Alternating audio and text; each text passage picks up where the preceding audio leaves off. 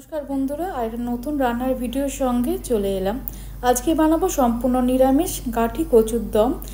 एटा किन्तु कोनो नतून रेसिपि नय, जे कोनो निरामिष दिनेई गाठी कचु बा ओलेर डालना बा कचुर डालना एगुलो आमरा बानिये थाकि। किभाबे आमि बानानो शिखेछि सेटाई आजके शेयर करछि। 500 ग्राम कचु निये नियेछि, तार संगे निये नियेछि 3টে मिडियाम साइजेर आलू हाफ करे केटे नेওয়া। এবার কচু আর আলু একসঙ্গে সেদ্ধ করে নিয়েছি একটা সিটি দিয়ে। কচু এবং আলুর খোসাটাও কিন্তু ছাড়িয়ে নিয়েছি। এখন একটা কড়া বসিয়ে নিয়েছি গ্যাসেতে, দিয়ে দিয়েছি 4 টেবিল চামচ সরষের তেল। তেল গরম হয়ে গেলে কচু আর আলুটা একসঙ্গে ভেজে নেব।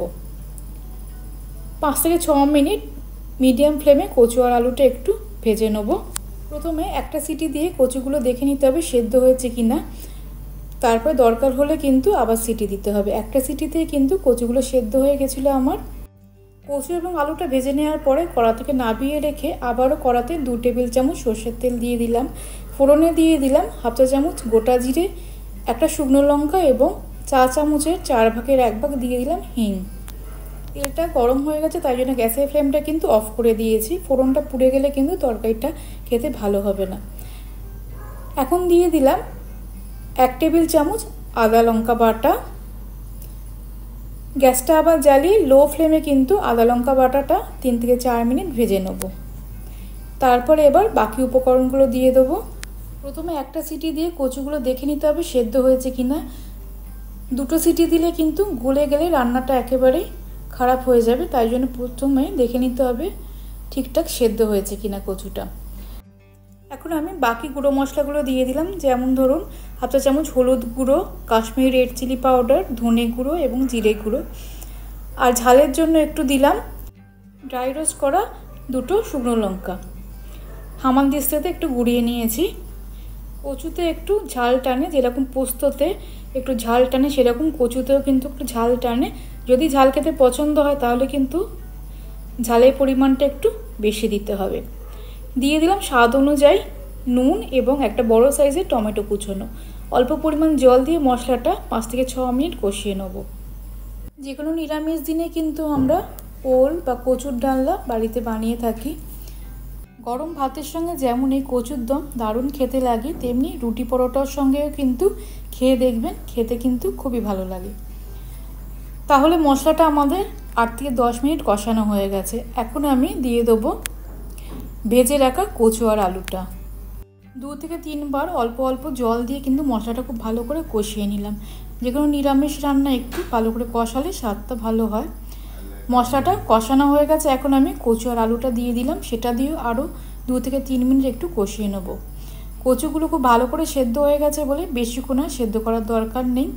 হালকা হাতে একটু মশলাটা কষিয়ে নিয়ে পরিমাণ মতো জল দিয়ে দিচ্ছি। সামান্য একটু ভাজা মশলার গুঁড়ো দিয়ে দিলাম। ধনে জিরে আর শুকনো লঙ্কা একসাথে যেরকমভাবে আমরা ভেজে গুঁড়িয়ে রাখি সেই মশলাটাই 1 চামচের 4 ভাগের 1 ভাগ দিয়ে দিলাম। আর দিয়ে দিলাম 1 চা চামচ চিনি।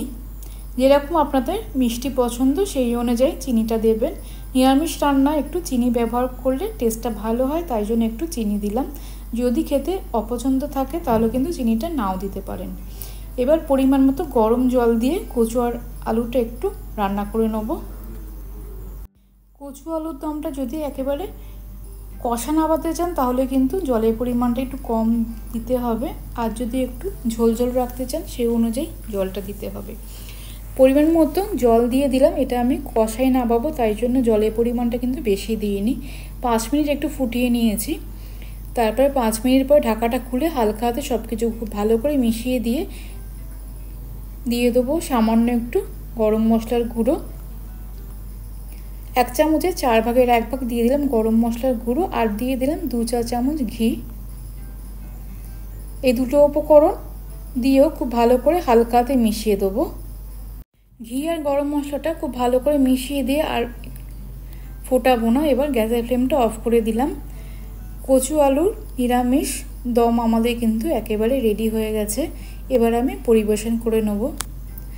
আজকের রান্নার ভিডিওটা কেমন লাগলো কমেন্ট করে জানাতে ভুলবেন না। ভিডিওটা আজকের ভালো লাগলে আমার চ্যানেলকে সাবস্ক্রাইব করে দেওয়ার রিকোয়েস্ট রইল।